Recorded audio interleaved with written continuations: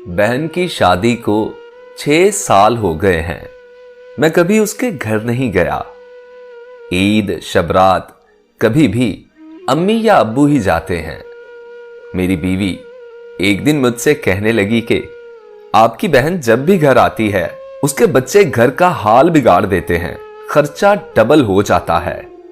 और तुम्हारी माँ हमसे छुपकर कभी उसे साबुन की पेटी देती है और चावल भी दे देती है। अपनी माँ को बोलो ये हमारा घर है, कोई खैरात सेंटर नहीं। मुझे बहुत गुस्सा आया। मैं बहुत मुश्किल से घर का खर्च पूरा कर रहा था और माँ सब कुछ बहन को दे देती है। मेरी बहन एक दिन घर आई हुई थी। उसके बेटे ने टीवी का रिमोट तोड़ दिया। मैं माँ को गुस्से से बोल रहा था, माँ बहन को बोलो यहां बस ईद पर आया करे और आप ये जो साबुन सर्फ और चावल देती है ना इसको बंद करें। माँ चुप रही, लेकिन बहन ने सब सुन लिया था और वो भी चुप रही। 4 बज रहे थे। उसने अपने बच्चों को तैयार किया और कहने लगी, भाई मुझे बस स्टॉप पर छोड़ाओ। मैंने झूठे मुंह कह दिया, कुछ दिन और रह लेती। लेकिन वो मुस्कुराई और कहने लगी, नहीं भाई वो बच्चों की ना छुट्टियां खत्म होने वाली हैं। फिर जब हम दोनों भाइयों में जमीन का बंटवारा हो रहा था तो मैंने साफ इनकार किया कि मैं अपनी जमीन में से बहन को हिस्सा नहीं दूंगा। बहन मेरे सामने बिल्कुल खामोश बैठी थी, सब सुनती रही, कुछ ना बोली। मां ने कहा, बेटा बेटी का भी हक बनता है। मैंने गाली देकर कहा, कुछ भी हो जाए मैं हिस्सा नहीं दूंगा। मेरी बीवी भी बहन को बुरा भला कहने लगी, लेकिन मेरी बहन खामोश रही। बड़ा भाई अलहदा हो गया। कुछ वक्त के बाद मेरे बड़े बेटे को टीबी हो गया। मेरे पास उसके इलाज करवाने के लिए पैसे नहीं थे। मैं बहुत परेशान था और कर्ज भी ले चुका था। मैं गुमसुम सोचों में डूबा एक कमरे में अकेला बैठा था और शायद रो भी रहा था। उस वक्त वही बहन घर आई। मैंने गुस्से से बोला, अब ये मनहूस आ गई।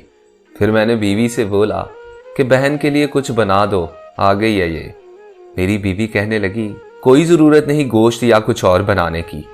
फिर 1 घंटा बाद मेरी बहन मेरे पास आई और बोली, भाई परेशान हो?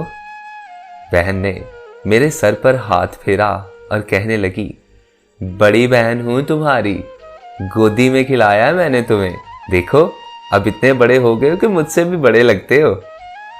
फिर मेरे करीब हुई, अपने परस से सोने के कंगन निकाले और मेरे हाथ पर रख दिए।